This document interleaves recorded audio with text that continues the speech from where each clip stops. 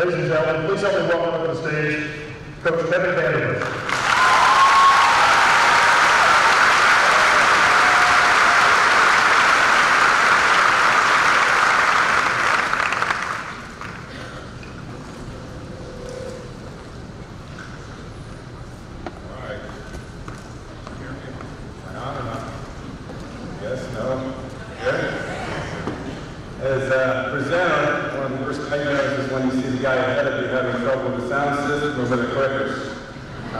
Been working on this for about 8 months and hoping that all the technology will work out. So,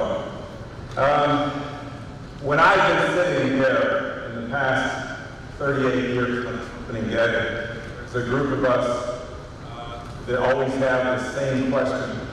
As we're sitting up there and the keynote speaker comes up, the question is always, am I cutting out? All right, we're going to get rid of Garth Brooks and we're going to go to...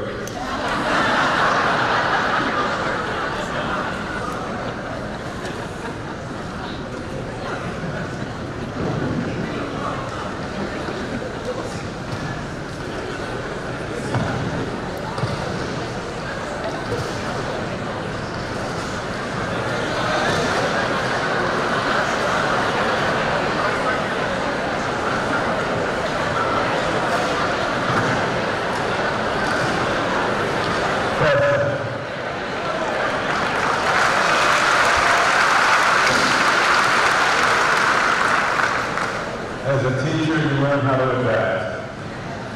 All right, as I was saying, we always have the same question as we sit up there, we see the keynote speaker coming in.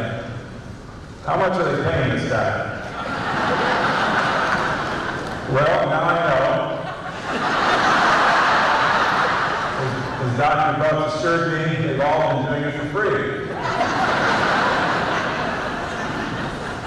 8 months ago, when I first got the email from Dr. Bucks saying, would you speak on the first day, I went home and told my wife, and she's been a para with life skills for 15 years here, so she's been to a number of these.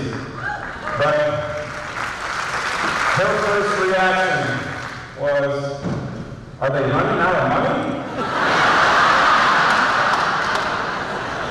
It's always good to have a spouse that'll keep you grounded. All right. Now, I understand that you have a lot of things that you'd like to get done today. You know, we come out here on this first day, and we've got meetings, we've got all these things going on, but we want to get ready for that. The students coming in on Wednesday.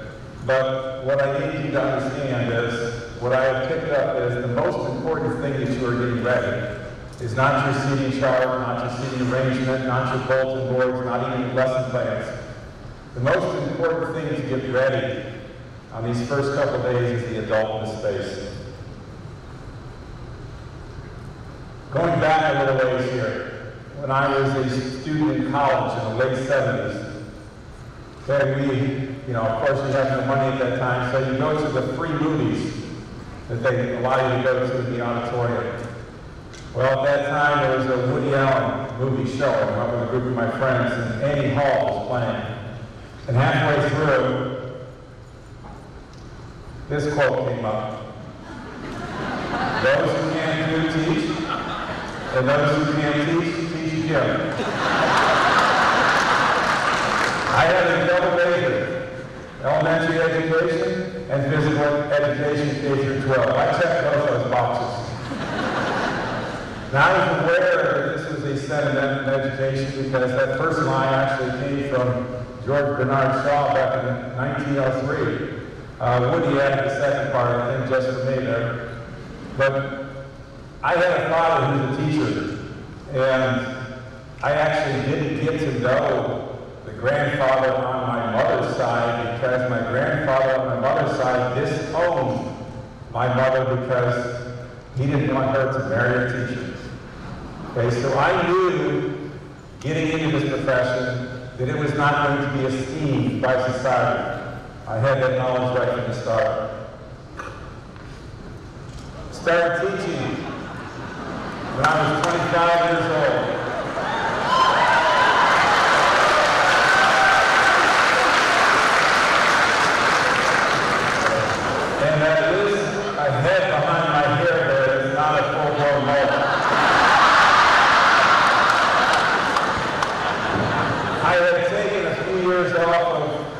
school to participate athletically, so by the time I graduated, I was 25, started teaching here in Wayne. Well, being married and having 2 children, I needed a compact car that I had wasn't going to work. So, before you judge, this is before SUVs and minivans. So the station wagon was the only option. So, knowing that the average teaching salary back then was about $12,000 a year, you're thinking inflation, but I went into joining the teachers' credit union and went into them to try to get a car loan. They said I didn't make enough money.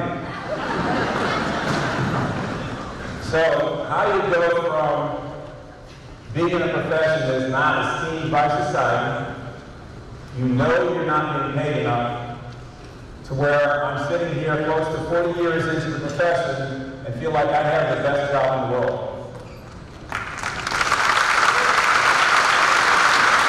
I would not change what I do for anything. I still encourage the best and brightest students that I have to get into education. I can't stand it when I go to things like when I went to an open house and somebody said, well, I'd like to be a teacher, but they don't make enough money.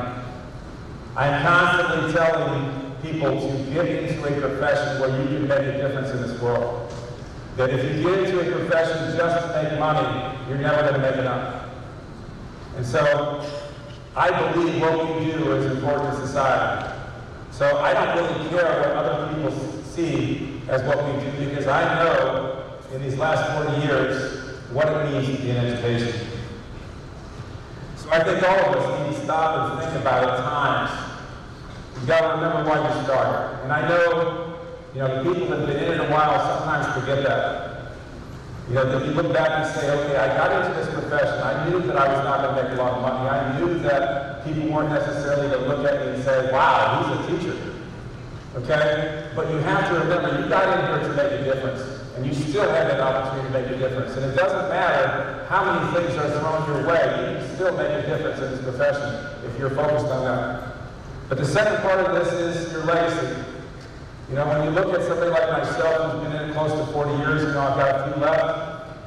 But when I look back at my years here, okay, I remember what I've read where those that are 90 years old, when they question, what would you do differently in life? That one of the top 3 things that they mention is that I would want to have left a legacy. We get an opportunity in education to do that. When you think about the number of people that you impact as a result of doing what you do, and I'm going to give you some examples as we go through here, the number of people that we impact allows you to leave a legacy that will withstand the test of time. I think you have to decide, do you want to be what society says is successful, or do you want to be significant? Is it about accumulation or contribution? We contribute to society, okay? We don't make as much money as some other things. And when I hear people talk about how he makes this and makes that, it goes back to that thing where we make a difference. Now, I have a son who's a doctor. And, when people ask me, what do your kids do? I say, doctor. I'm constantly hearing, aren't you proud of him? I am. But if I was saying my son was a teacher, I would be just as proud. And we have to look at our profession in that way. You should never go around saying, I'm just a teacher. I offer it up to people. I'm a teacher. And I say it with pride. I say it when it's not even a part of the topic. Okay? And I will say this, there is only one time or one type of business where it's okay to say, I'm just a teacher. And that's when you're going to get a car loan. Because if you say, I'm just a teacher, they come down and price. I have used that on a few occasions. The book that Dr. Bush mentioned, I would highly recommend it. They talk about ordinary people making a huge difference. That's what we do. And it gives you a number of instances. We as educators need to make sure that we continue to read books like this to remind us of why we do what we do. Now, there's a book by a superintendent that I think should be required reading for every administrator. And I'm going to be going through some of these slides pretty quickly. I'll point out that I'll mention some books that I think are great to read. But I've asked that this be videotaped because the last time I did a presentation here at Professional Development Day, a number of people asked me about sending them to PowerPoint. So I'm hoping that this turns out, but if it does, at the end, we can send a link to where you can actually see all of the slides and see and so forth. So don't feel like you got to sit and write things down or I'm going through too quickly. But lead from where you are, I think is an important message. This superintendent talked about how all of us in education are leaders. Not just those people we put in the administrative roles. You know, a bus driver is a leader in our district. A bus driver is the first one that meets our children as they get on the bus. They set the tone for what's going to happen to that child the rest of the day. They greet them in a way where it's a positive start. It makes a difference on the student that is delivered to us. Our secretaries make a difference. My dad was a teacher and then he was a principal, and he let me know right from the beginning. He said, the most important people in your school are the custodians, the maintenance people, the secretaries. And I know now it's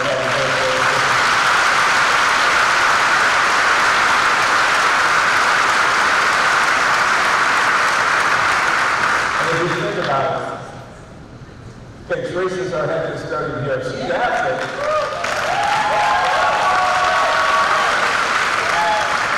If she's absent, we're in trouble. If I'm absent, nobody knows. Okay, so these people set the tone for the culture of our school. Okay, we are all on the same team. And regardless of what your position here is in Wayne, you make a difference. You lead from where you are. JFK visited Nassau in the early 60s. Okay, he went up to a worker and said, what do you do here? His response was, I'm helping to put a man on the move. The worker he wanted to talk to was the custodian. I think it's important that all of us have that same feeling. Somebody said, what do you do? I'm here to make a difference. You make a difference in the lives of the students that we work with that come to our school. Now, giving a little bit of an analogy here. When we win state championships, a lot of times because I'm located in a way where a lot of people get to me, I'm in charge of the ring orders. And if like the football team wins, there's like 100 football players that are on the team.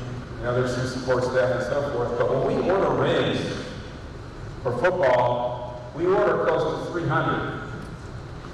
Because in addition to the guys who score the touchdowns, the guys who block for them, and the guys who are, home practice dummies, you've got the coaches, then you go out to, you've got the cheerleaders, you've got the trainers, you've got the managers, you've got, what I found out with these drinks is you've got administration, you've got the guys that hold the chains on the sideline, you've got the guys that are announcing. There's a whole lot of people that say, I want to be part of what happened. I would hope that within a school, we take on that same feeling. When we see great things happen in Wayne Township, we understand that we play a role, whatever it is, in those successes. We need to be more like that. Now, I've only turned down one time that somebody said that they wanted to get a ring, because I felt like the connection was way out there. Dr. Bucks's barber wanted to order a ring. I'm not making this up. I thought he was pulling my leg, but the guy wanted to. I'm not sure that Dr. Bucks's hair really had anything to do with our state championship. One of the things that I think is a huge, example of the culture within the school, and really the culture anywhere, is the idea of picking up the trash. It's a little discipline that I think speaks volumes.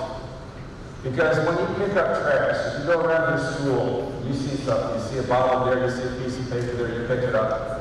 Okay, what that's doing is it's role modeling to your students a number of things. One is humility. You're not too good for any task. You know, when I talk with Teresa and I hear some things there that, you know, we have a teacher here and there that, you know, will leave stuff sitting out on the floor in the room, or, you know, won't get up from the desk and throw something away, and they just expect it to be somebody else's job.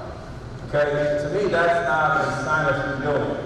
You know, I feel like people need to realize you're not too good for any task. And then by modeling that to kids, when kids have seen me get down and pick up stuff, I've noticed that in the future then I see some of them doing the same. And I think it's important that we send that message. It talks about selflessness. I don't care who dropped it. You know, kids say this all the time. It's like, well, that's not mine.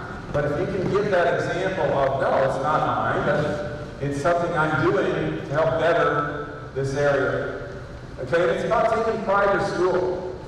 When we have new kids come in from different school districts, I've always asked them, what's different about Ed Davis than where you came from?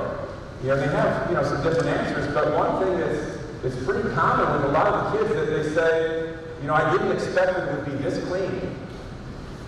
You know, their first impression when they come in the doors is that they look around and they say, this school is well taken care of. Again, thanks, Teresa.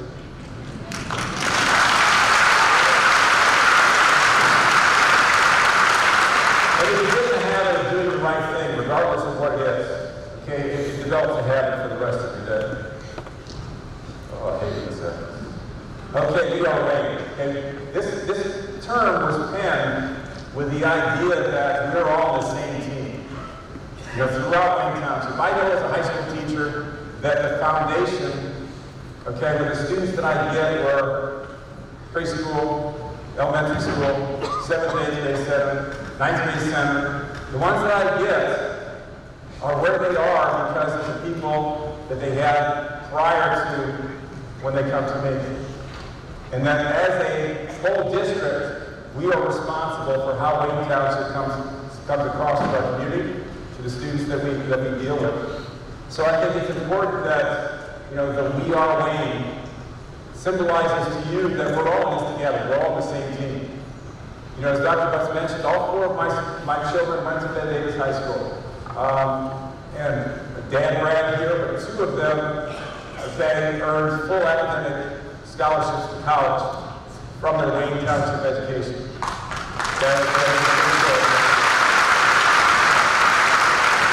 So, I believe in Wayne.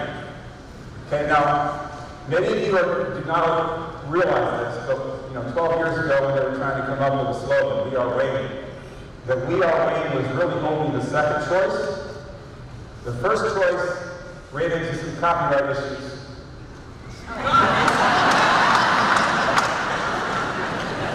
I was worried that an early 90s class of film might be, too many new teachers wouldn't understand this. The older teachers help mentor the younger ones on classic films. Okay, right now I'm going to have you do something here. Okay, without saying a word, because I know how teachers are when they start talking. Without saying a word, I want you to stand up. Everybody stand up.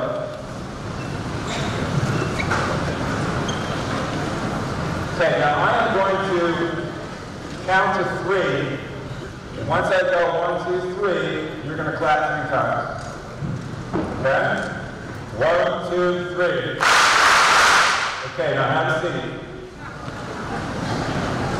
Now, besides the fact that I know you're going to be sitting for a while, each up in the air, when I looked up this slide that talked about the health benefits of clapping, which I was not aware of, but one of our assistant football coaches is an NFL agent, and he's used to performance clauses. So he encouraged me to have performance clauses in my presentation.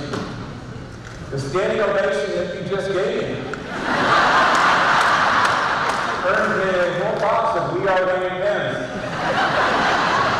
And not the kind they give the teachers, but the kind they give the school board. You are going to see this slide a couple more times. Okay, as my teacher checked on whether you're paying attention, when you see this slide, before I say anything, I want everybody to stand up. So don't touch the guy next to you who's busy on his phone. Okay, I want you to stand out who's paying attention. Oh, man. All right, Chinese bamboo. When you plant it, put the seeds in the ground. You have to water it daily. Nothing comes above ground for 5 years. So you have to have faith in the process. You have to understand that by watering it daily, eventually that seed will grow into the bamboo trees. Our profession is much like that. On a daily basis, we work with students that a lot of times we don't see the change that's out there. A lot of times you're not going to hear about that change. We just have to have faith that what we are doing is making a difference with that child. So we're just like they are.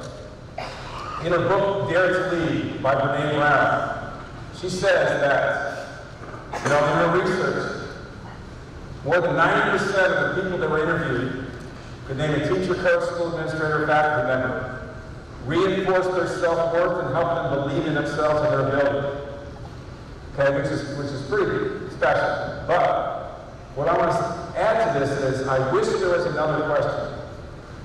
How many of you reached back and told your teacher or your administrator or your coach that they made that difference? You see, even here, as we are all educators, and I'm guilty of this, I've never gone back to the teachers that I've had in the past and let them know the impact that they had on my life. So we as teachers don't necessarily hear as much as we should in what we're doing. Now, when you've been in it as long as I have, I'm a little bit more fortunate than most.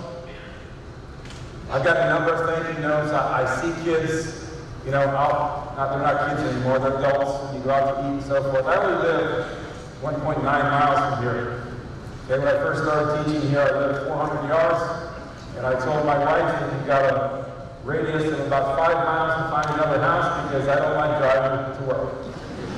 So I live 1.9 miles from here. So I live in this district, so I see a lot of former students.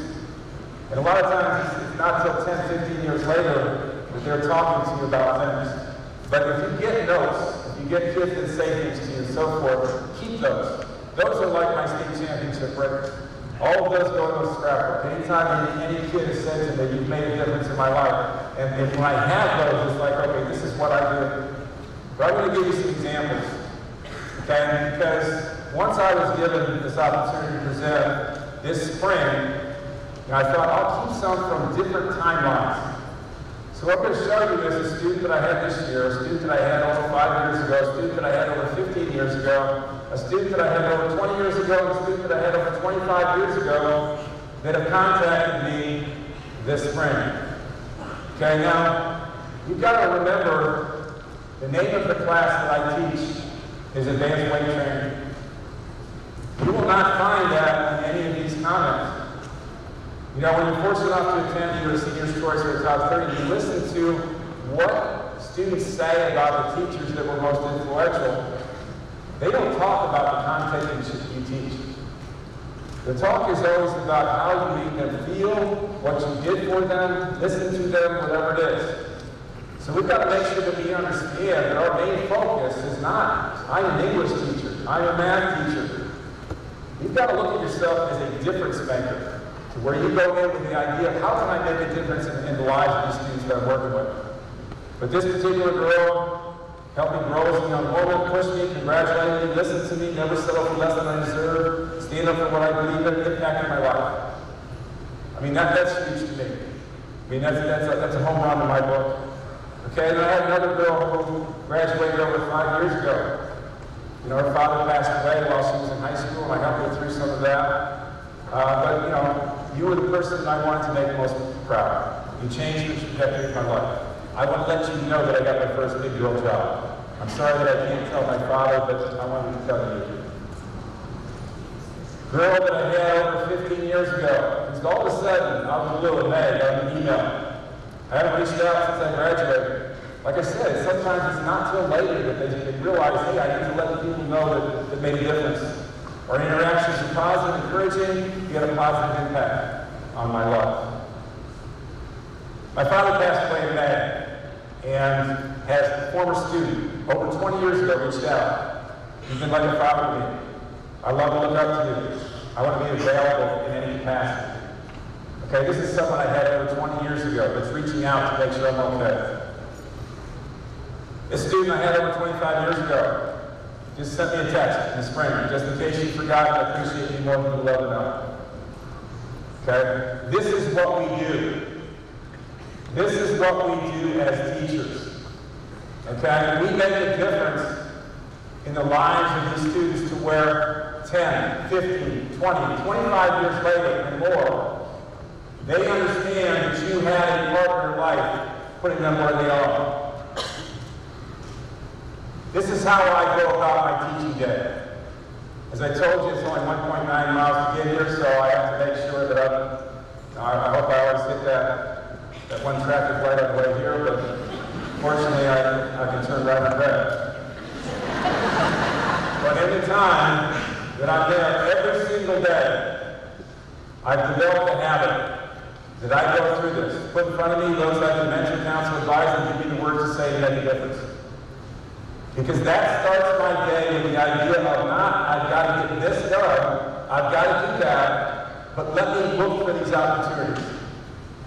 And when you are looking for those opportunities, you may be busy with something, and that student comes up to you and asks a question. You look at it as, this may be the one I'm making a difference with. He needs me right now, or she needs me right now. And if you go about your day in that way, looking for these opportunities, it changes how you feel about what you do. And it's not just students. Sometimes it's other teachers. But I'm always looking for an opportunity to make a difference. At the end of the day, it's important that you do some self-reflection. Where did I make a difference? If you're not thinking about those positive things that you've done, where you say, okay, this is what I did today, what happens is, you finish the day like it's the news. Now, how'd your day go? Okay, if it's like the news, you're talking about plane crashes and train wrecks. Okay, we do have some of those during our school day. But you've got to make sure that at the end of the day, the first thing that comes out of your mouth is the difference you made today. The positive things that have gone on. Now, all of us have these students. Okay? They're the 3 to 5% that you're thinking, if only they were absent today, my life would be so much better. But these are the students with 100% attendance. Because mom and dad don't want them at home either.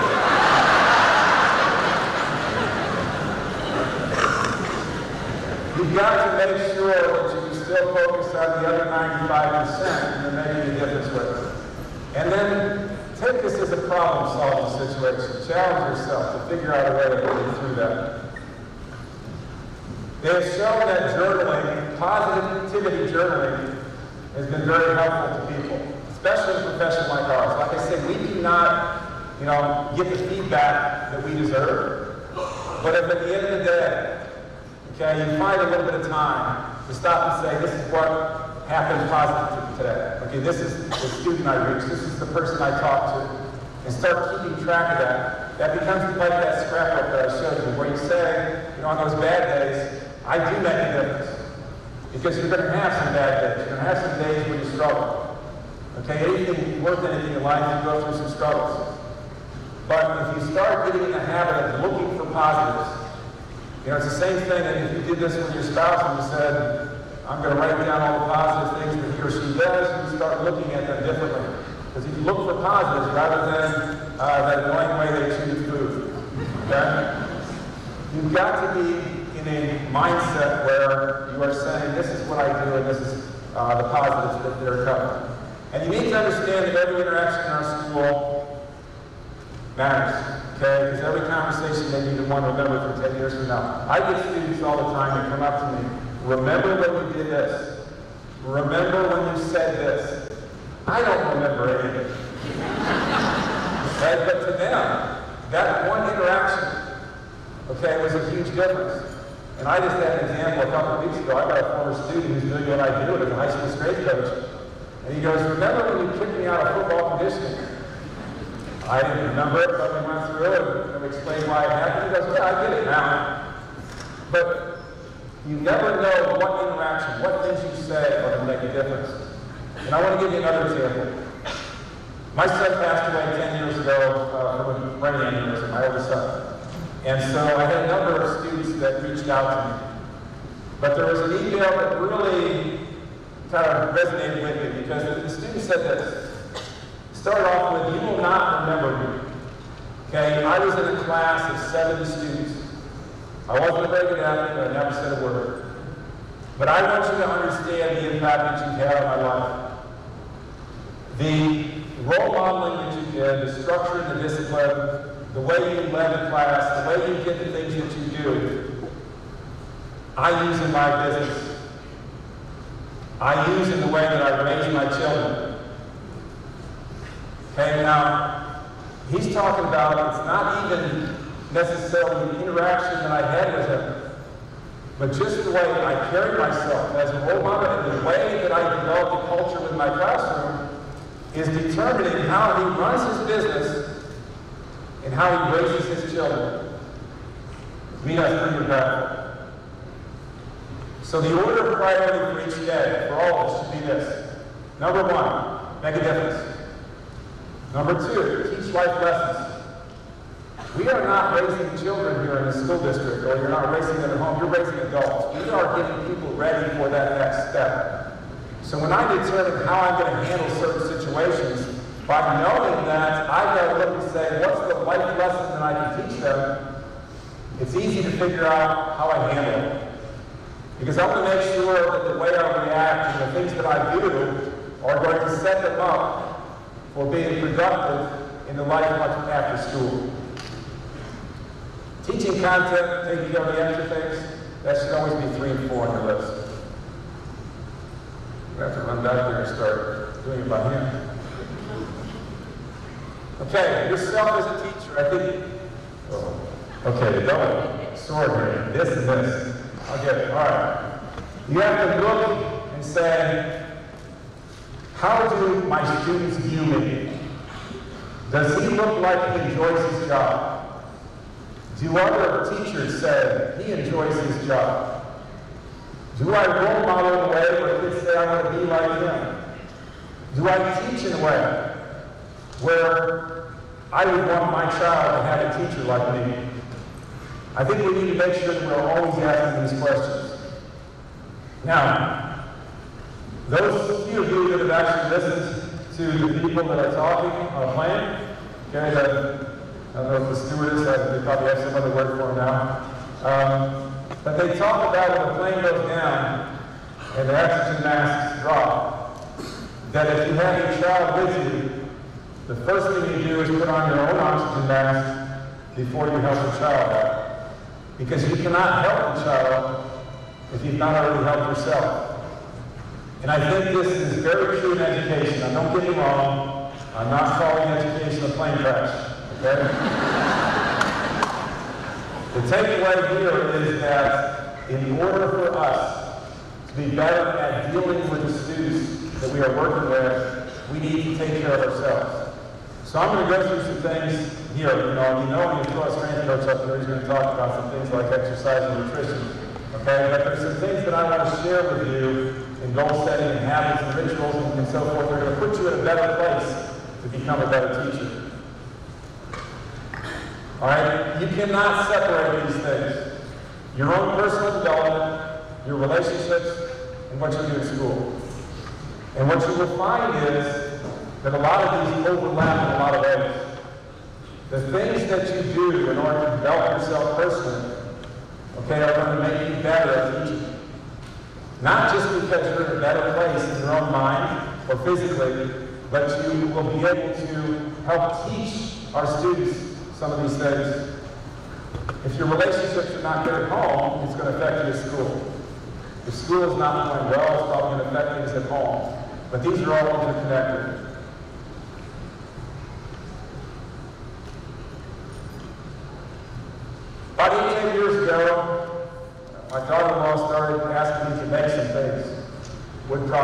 and I enjoyed it.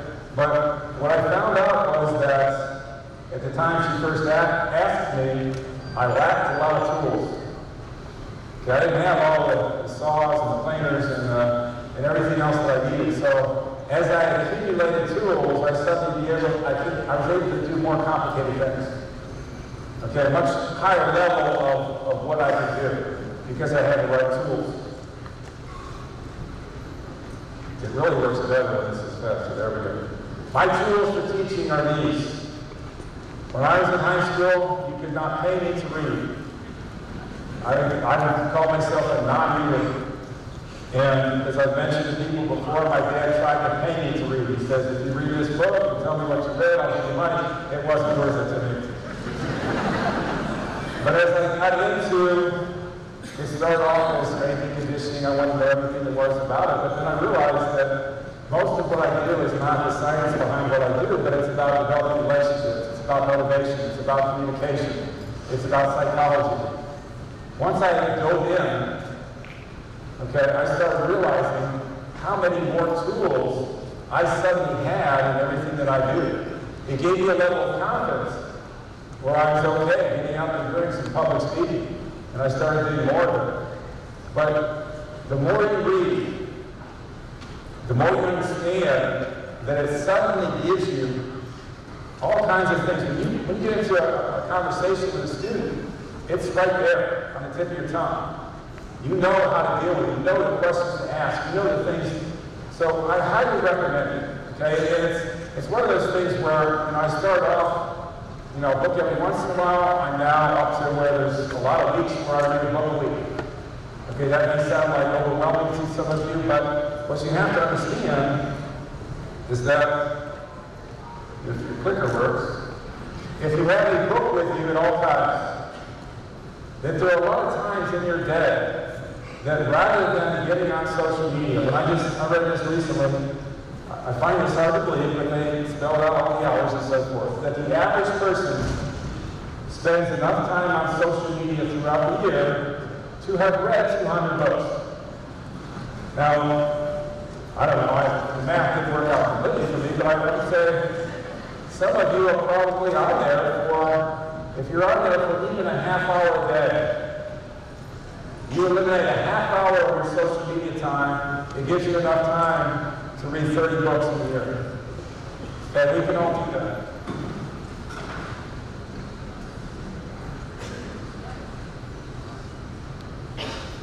Okay. Dr. Brunson told me this at full batteries. All right. If the only people in a school that are learning are under 18, we're doing it wrong. We've got to be continual learners. All right, I'm going to need somebody back there, so every time I do this, you click the thing for me. Okay? Now, we tell kids this all the time, that you are influenced by the people you hang around with. But we don't always understand this as adults. When I first started student teaching, I went into the teacher's lounge. And in the teacher's lounge, they tried to convince me that I should not be a teacher. The teachers that were talking were always talking about how terrible the kids were in the classroom, always complaining. If your group of friends here in school fall into that category, get some new friends.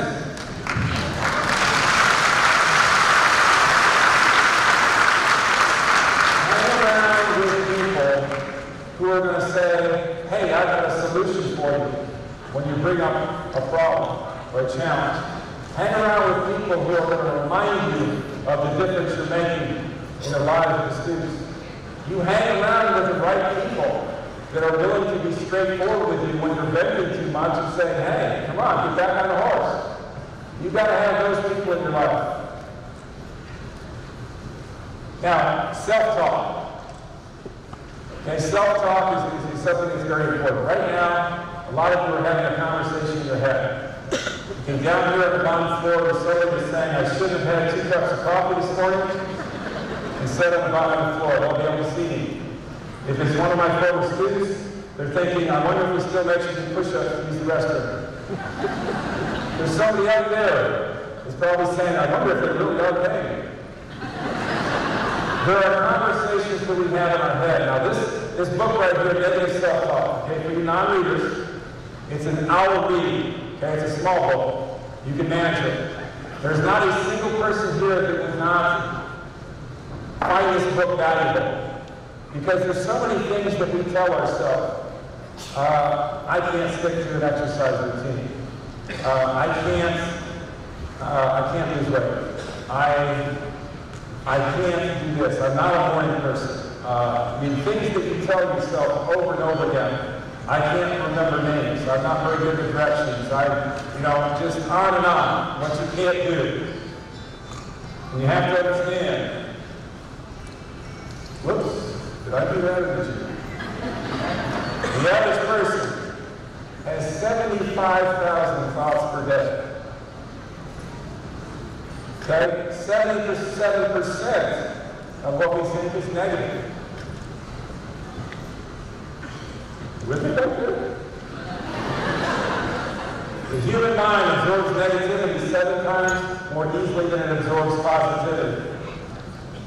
During the first 18 years of life, and this is really important, in an average home, children are told no, what not to do, or what would not work 148,000 times or more. So the kids that we are getting have been told what they can't do. You can't do this, don't do that, and so forth. Just think if we actually tried to tabulate up how many times have we told what they can do. We have to fill that void. We have to make sure you are letting kids know what they can do. Okay, each time you repeat a negative phrase, you're actually wiring your brain. So every time you tell yourself, I can't do this, it's causing things within your brain that that's who you are. Just like if you do the opposite, where you talk about, oh, I can do this, it rewires your brain differently. Okay. Now, some people struggle with the idea of being an optimist.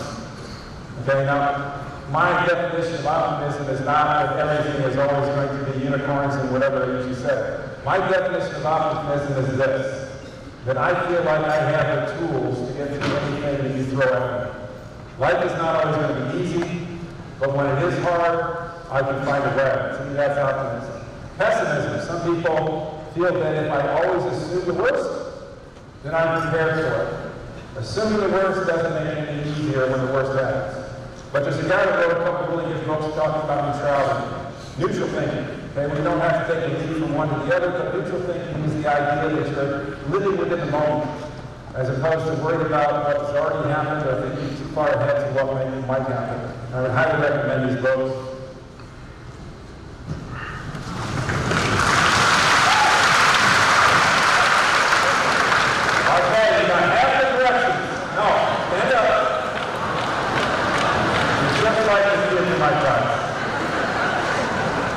Standing up quietly, waiting for further instructions. 3 claps on 3. 1, 2, 3. Okay, have a seat.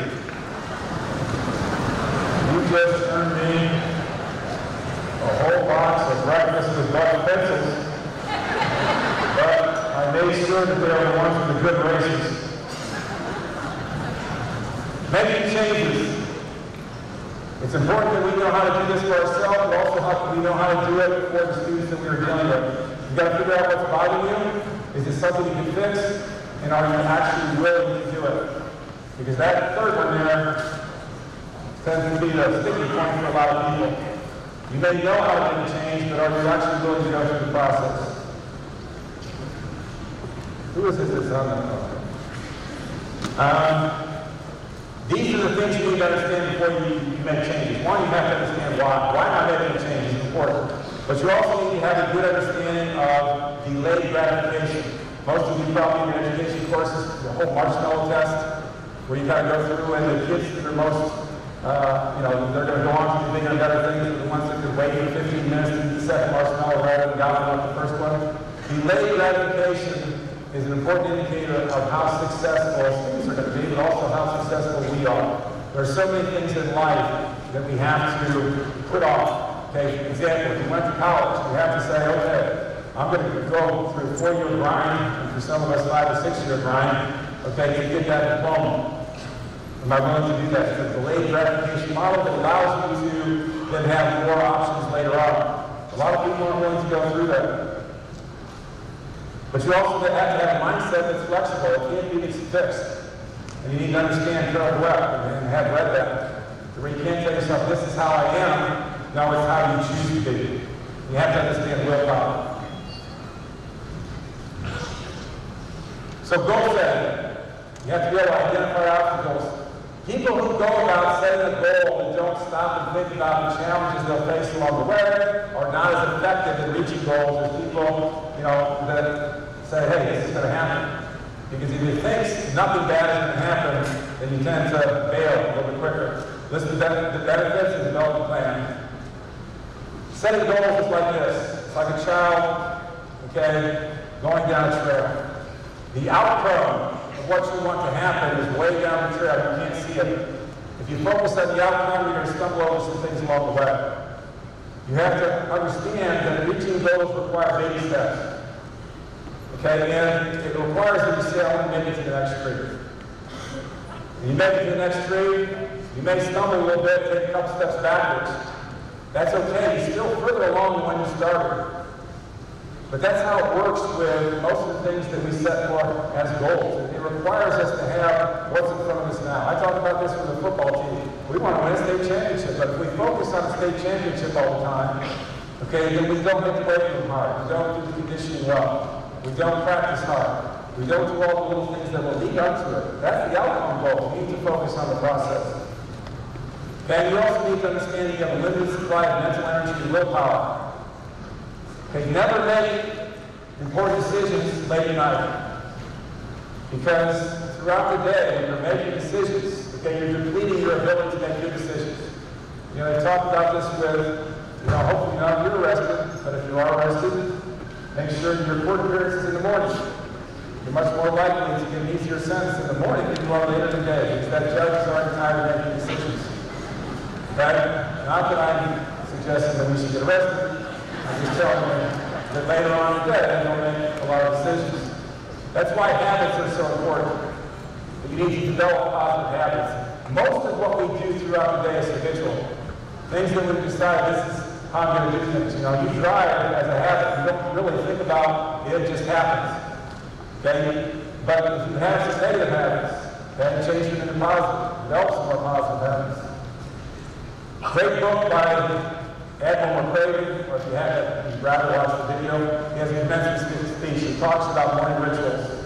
He talks about the discipline in the morning. And I'm a big believer in what you do prior to coming to school as setting the tone for the day. For me, it's this. When I get up in the morning, I set my alarm for a specific time.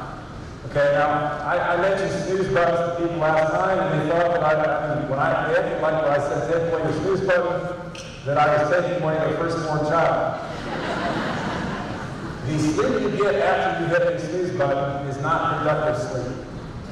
Okay? Now, it may make you feel a little bit better. You don't have to start your day. Set your alarm for the time you're going to get up. For me, I set the alarm. The first thing I do is get on an exercise bike with a book. So I've got a half an hour of exercise, a half an hour of reading before my day even really starts. So over the course of the year, that simple half hour allows me to read 25 to 30 books. Okay, and it allows me to eat 25 to 30 pounds worth of food that I couldn't eat if I didn't do that. So what I'm telling you is this. If all you did was say, I'm not going to hit the snooze button twice, or how you have a 10 or 15 minute snooze, instead I'm going to get up and read. Over the course of the year, you'll have read 25 to 30 books, even if you just do that.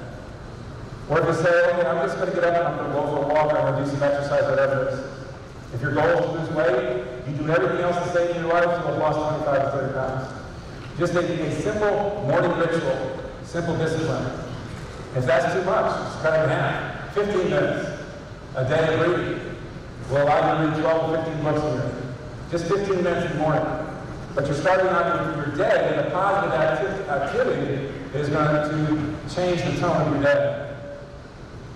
Some other things I mentioned that I also do as part of my morning ritual is that I eat the same thing for breakfast every day, and I picked my major correctly, and I don't have to dress up like you guys. So I've got 10 of these same sweatpants that I just put those on, the shoes. I just have to go down the line. This t-shirt might pick up today. Okay, so I don't have to make any decisions prior to the time that I come to work. Now, those of you that are in the school health insurance, if you go into a biometric screening, which involves calling up the Wayne Wellness place and getting a half-hour appointment where they prick your finger and they make a couple measurements, you get $300 automatically in HSA money.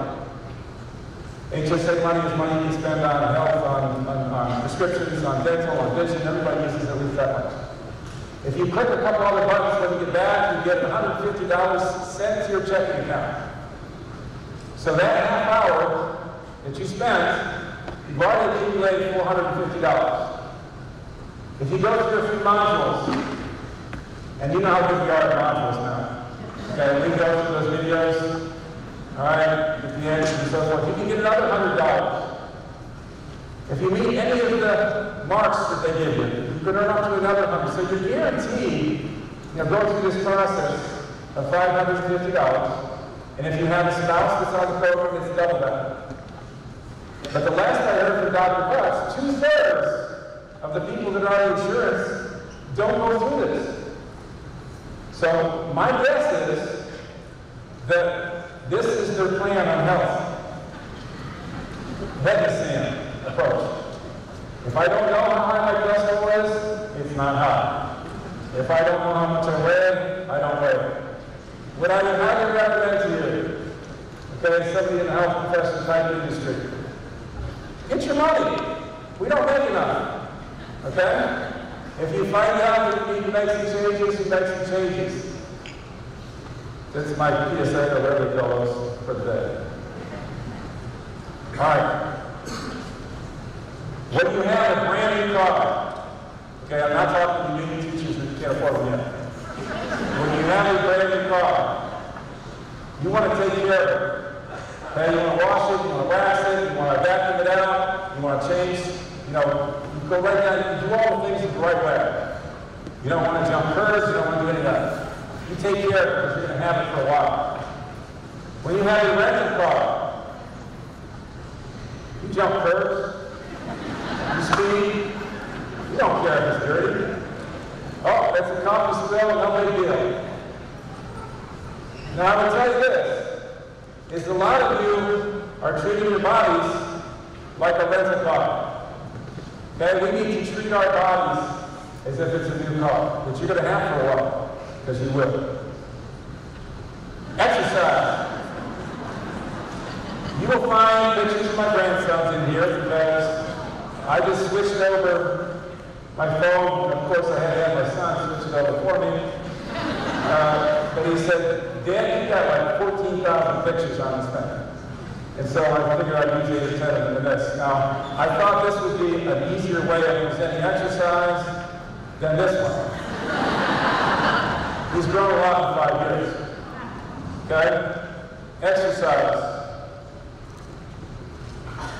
Daniel Pink's book, When, Dr. Butts, had up there, this is calling everybody coach. Exercise is one of the few activities in life that is indisputable good for us. We list all these things, live longer, heart disease, diabetes, and so forth. But his bottom line is this.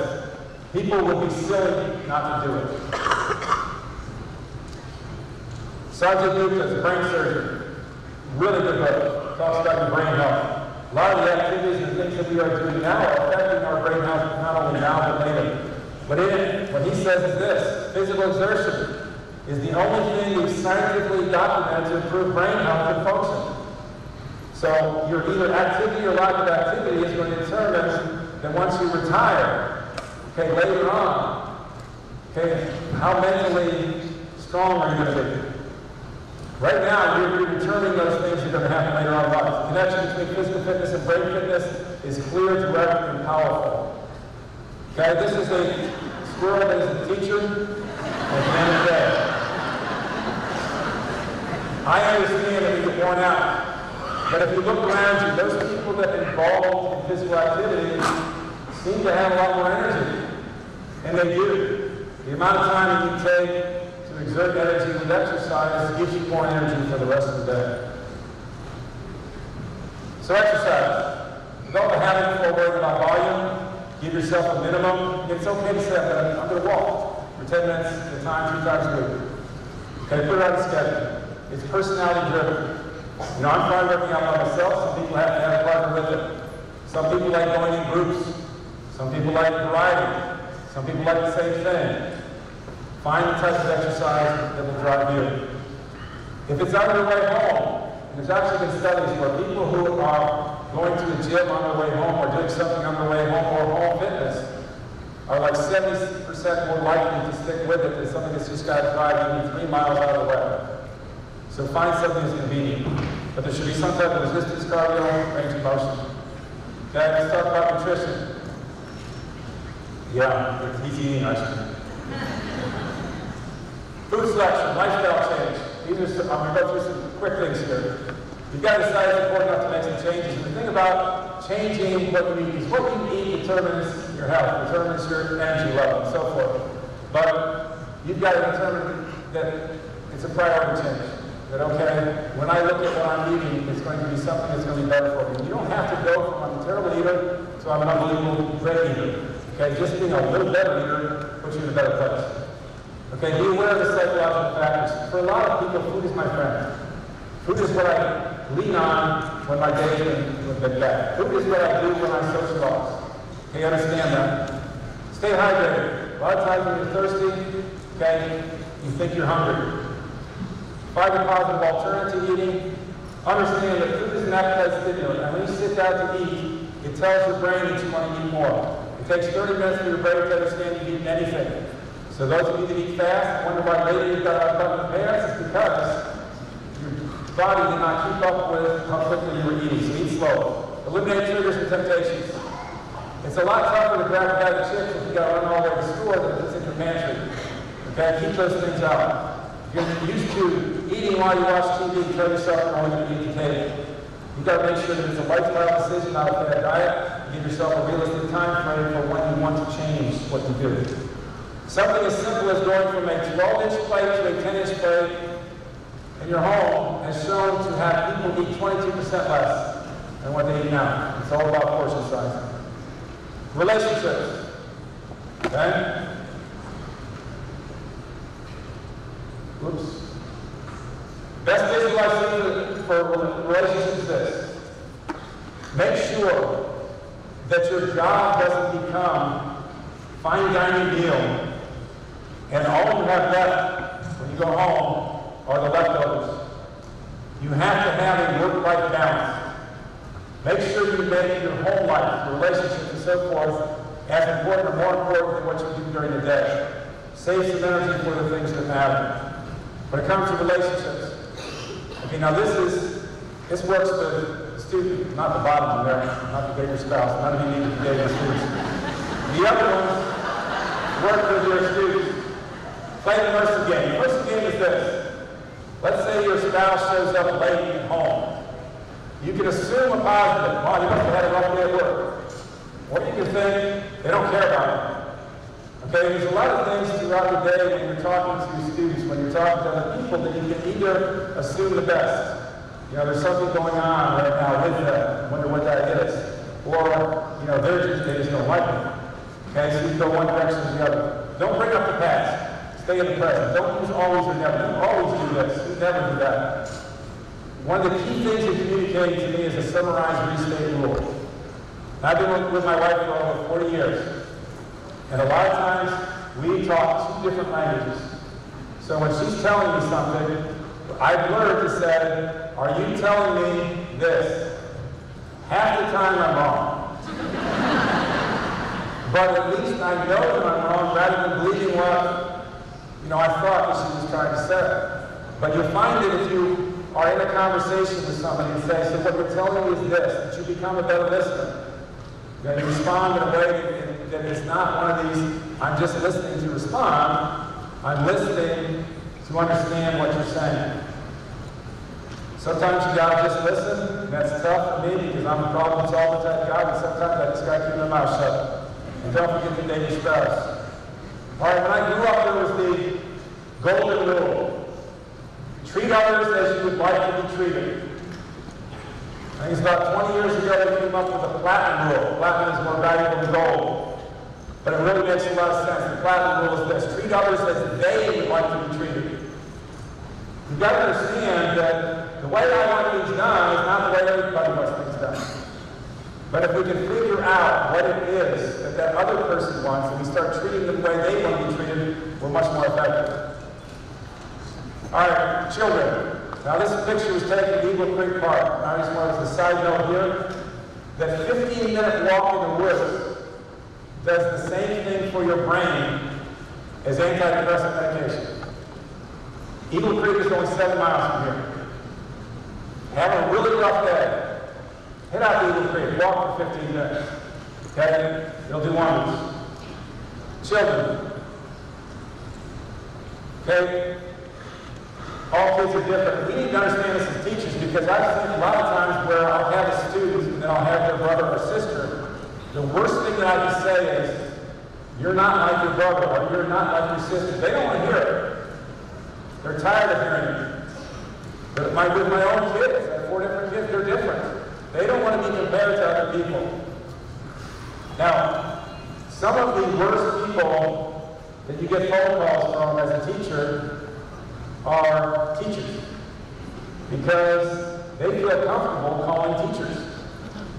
And the thing is, if your child does not learn how to develop their own voice, okay, and you're always there being the voice for them, they're not going to develop the way they should.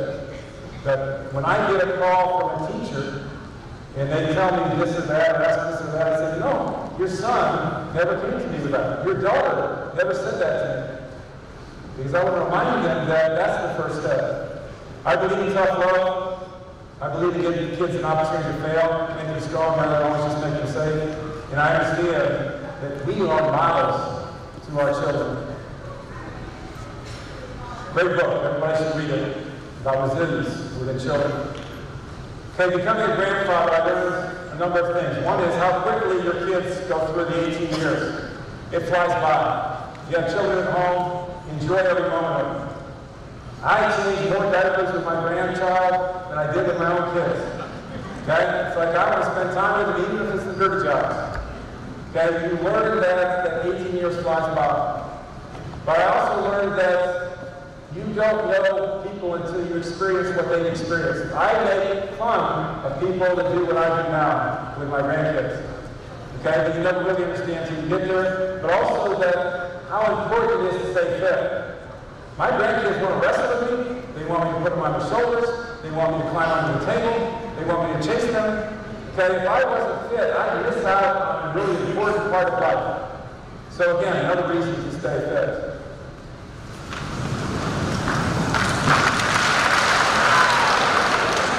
We're going to get this eventually.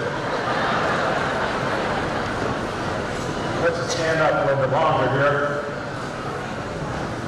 I think I'm okay on time. All right, 3 claps. 1, 2.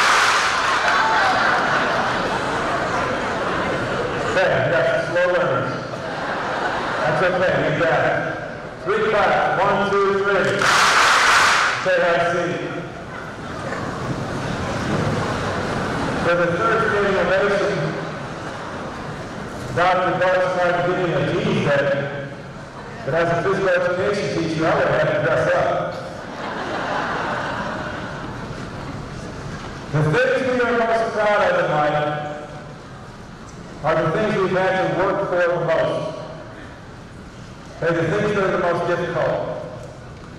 Teaching in Wayne Township is not easy. We have lots of kids who don't speak English. We have lots of kids that come from broken homes, difficult home lives. We have lots of kids who've had a rough life. We have lots of kids that have learning issues. But if your goal of getting into education is that I want to make a difference, you should want to make a difference in the school where you can make the most difference. In our district, we have the opportunity to be that adult role model that many of them don't have. So, yeah, society says, hit the easy button. Find the easy way. Go up north to all those rich kids. You just have to throw out a lesson plan and it'll just happen. The people that have changed from going from Wayne Township to one of those schools tell me how much they hate it. I don't feel like I'm getting the same thing done as I felt like I was doing in Wayne. Last lecture, great book to me, Randy Cross. It's also a video for those of you that don't like to read much. We cannot change the cards we're dealt with, just how we play the hand. You cannot change the kids that come into your classroom. The only thing that you can change is how you're going to deal with them. He's got a quote that talks about brick walls. Brick walls are put there, okay, not to keep us out. Brick walls are put there to see how bad we want to get to the other side. And you've got to start looking at the obstacles you face in teaching as challenges. If you change the narrative, where instead of complaining about this, you say, okay, I'm a problem solver. I like puzzles. I'm going to figure out a way to get this done. Makes life much easier. You will not get burned out of teaching because of what you do. You get burned out because you forget why you do it. I'm a big believer in making a big time where you are, whether it has to do with your relationships at home or whether it has to do with where you work. If you look at your spouse like if they are the most important person in your life and it's the best choice that you could have made, you look at them a lot differently as if you're always saying there's a better one out there somewhere. It's the same thing with your job. If you look at your job as the best place that you could possibly be, you can make a big time where you are. I love this Angela Duckworth quote that's going to come up here in a second. You go from a job to a career to a calling, all without changing your job title. I truly believe that education is a calling.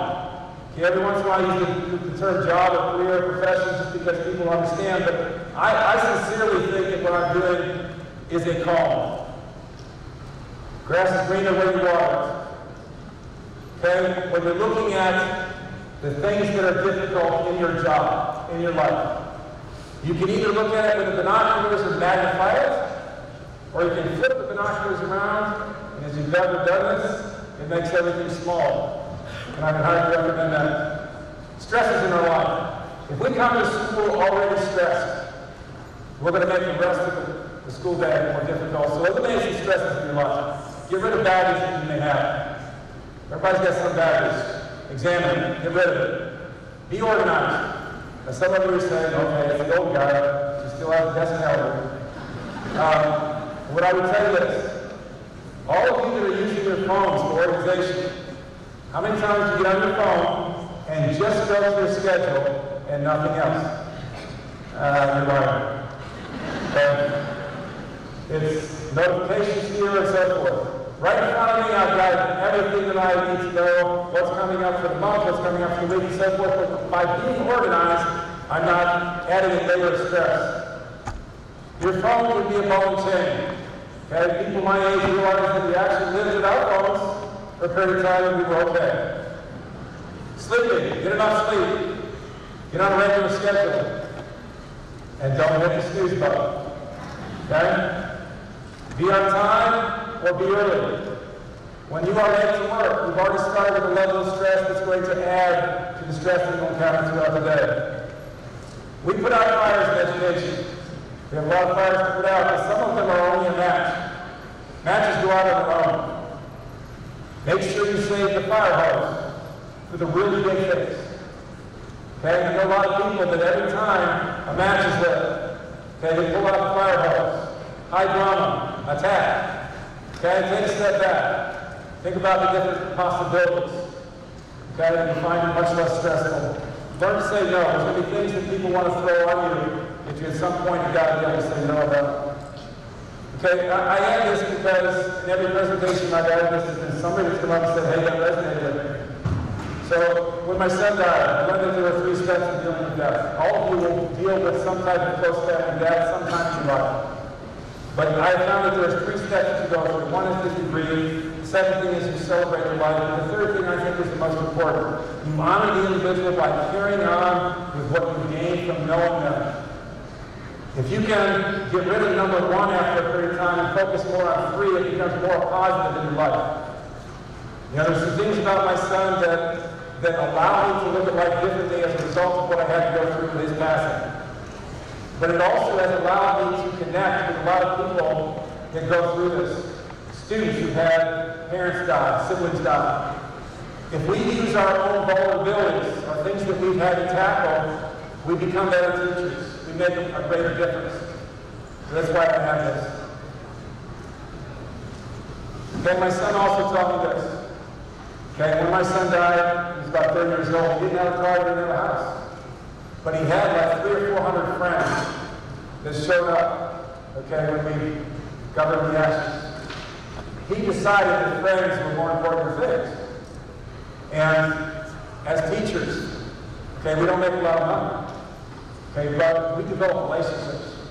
And I want to tell you that when you get older, you realize those relationships are a lot more important than the things go away.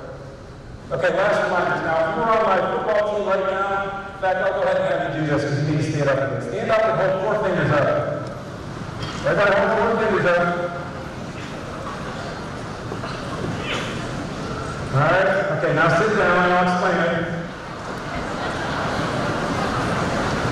When we get to the 4th quarter in a football game, we hold up the 4 fingers. What that reminds us is we need to finish strong. I know I have kept you here in a bleacher seat, which is not the most comfortable seat in the world. But over these last 8 months when I'm putting stuff together, believe it or not, my original presentation was twice as long as it is now. I had to cut back. But what I said was, okay, these close to 40 years of teaching, the over 1,000 books that I've read since I started teaching, I want to share with people. I want to inspire people. So what I put together are things that I think are of value to get the adult in the room in the right place. So I appreciate you guys hanging with me and finishing the 4th quarter strong. Some reminders for teachers. Sometimes we got to take a look behind the curtain. When kids come to you, there's going to be some things that you've got to figure out other than just what you see in front of you. And for some, it'll be more like a brick wall. It'll take a while to get through. Some of them will come to you with baggage. Okay? In addition to everything else we do, you've got to be a TSA agent and sift through the baggage. Figure out what is important. Put yourself in their shoes. The kids that come to you were brought up differently, have had different experiences. Don't expect them to be like you. Put yourself in their shoes to try to figure out the best way of reaching them. I completely believe in setting the bar high. And if it ever gets to where I need to lower the bar, it's time for me to get out of education. I'm a high bar type guy. But what I've learned is this. Some kids need a step stool to get up there. Some kids need a trampoline. And some need a forklift. Okay? We have to find a way of getting them up to that high bar. And we are not an amusement park. Everybody gets to take the ride. Great book. Okay? It's talking about solving problems before they happen. If a kid comes to you on a daily basis with a skinned up knee, don't keep giving him Band-Aids. Figure out why he's falling. Okay, there's a lot of things that we will tend to put a Band-Aid on that we need to go back to the root. Brene Brown, really good book on emotions and so forth, but behind anger might be fear, frustration, confusion, shame, guilt. So when that kid gets angry, don't take it personally. There's a whole list of things that may have caused that anger, not you. One of the things I learned early on in teaching When kids started acting up, I thought it was something about me. How dare you do that to me? Okay, but I realized later it had nothing to do with me. Stubborn brother. You guys have all heard this, I'm sure, that hammer and chisel 100 times, nothing happens. It's on the 101st blow that you finally make a crack. And it wasn't the 101st blow, it was the 100 that led up to it. Now, I'm not saying your kids are rocks. Okay? And I'm not saying you hit them with a hammer. What I'm saying is this. The things that you present to them may not always sink in. I've had an awful lot of kids that I'll say something to them, I'll say something to them, I'll say something to them. And it's not until much later that they digest it. I've had some kids come back 10 years later. I get what you were talking about. It took a while for them to figure it out. Communication. I've learned that communication is not about talking. It's about listening. And when you present things to kids, or anyone, if you learn how to be very good at asking questions, then they own what it is that you're trying to get them to understand. If I tell you to do this, you're doing it because you were told to. If I ask you questions to where you reach that conclusion on your own, then you've owned it. Become a great question asker, if that's a term. Read recently where this is lazy, and I realized it is. When I did my professional development speech, and a number of you gave me a lot of positive comments, when you actually talked about what you related to, it was very good for me. It gave me the confidence to come out here today. But if you just said, good job, it's one of those things you say to somebody because a number of people passed me in the hall, and they know that I spoke, and it's like, well, I should say something. Good job. Okay? It's the same thing with other people that you're dealing with. Let's say you put out an unbelievable lesson, and you're being observed by an administrator. Do you want them to say, I love the way students were engaged. I love the organization that you have. I love how we did this. Talking about behaviors. Or do you want me to say, good job? Think about that, okay, when you're talking to your students. If you can talk to them about the behaviors that they are doing, that you're complimenting, okay, they're going to be much more likely to feel like that meant something. There are things in life that we need to hold on to, and there are things in life we need to get rid of. There are the controllables and the uncontrollables. Okay, the things that are controlled are in the white porcelain bucket. Okay, the things we need to keep, we put in our own bucket. Okay, this is something that I found early on that every time it has worked. I'll have a kid that acts up. I'll call them over. And I'll make sure they're in front of me because I don't want them to be able to see the rest of the class and the rest of the class be able to see their expression. And I'll say, are you having a bad day? They usually are very respectful to me. A lot of times there are kids that are not necessarily respectful, but I'm controlling the narrative, and they kind of get a look on their face like, okay. And then they say, yeah, I'm having a bad day. And I said, well, how can we make it better? And we talk it through. And so instead of, throwing fuel on the fire, I'm putting it out. In a way where that kid is that same kid that later will come to me, fist bump on the way in, whatever it is, because I care about him instead of attacking. Compliment effort, not ability. Don't tell a kid he's smart. You won't want to try to do things that will prove him differently. Compliment efforts. Okay? See if you can figure out what this one is. I'll give you about 10 seconds. Using a lot of graphics here. Okay, if you can say to the person next to you that you're going out to lunch with, they buy lunch, you get it right. See the strength inside them. How many got it right? Not a lot of hands going up. Yes, my graphics aren't as good as I thought. For some, okay, seeing the strength inside them. Some of them they will take an X-ray. But you have to find their strengths. Okay, find out what they're good at. Find out what you can build up with them. Discipline. It's not a nasty word. Most kids find that disciplined environments they're more comfortable in. Great teachers. to love their students enough to risk not being liked, at least in the moment. This goes for parents also.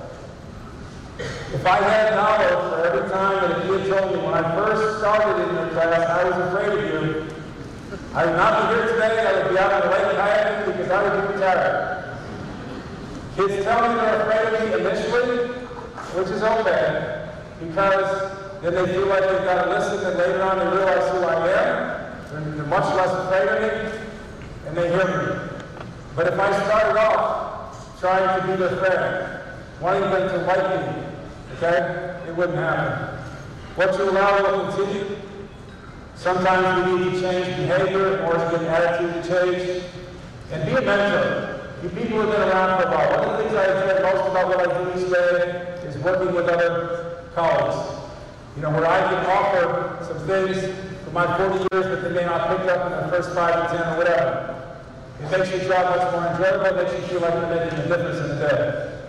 Okay, I want to read this one to you because it was great. It's in the Lead from Where You Are. Be that one teacher who cared more about the fact that I was there than what she was going to teach me that day. Who spent more time talking with me than talking at me. Who called my house just to tell my parents I did a great job. I knew every minute I was in the classroom that I had the potential to do great things. I, like everyone else in the room, felt like she cared about me more than anyone else. All of us, okay, should attempt to be that one teacher. That they'll look back on and say, that was that one teacher who did that. Okay. Because you have to understand that every student is the right teacher or relationship away from a successful life.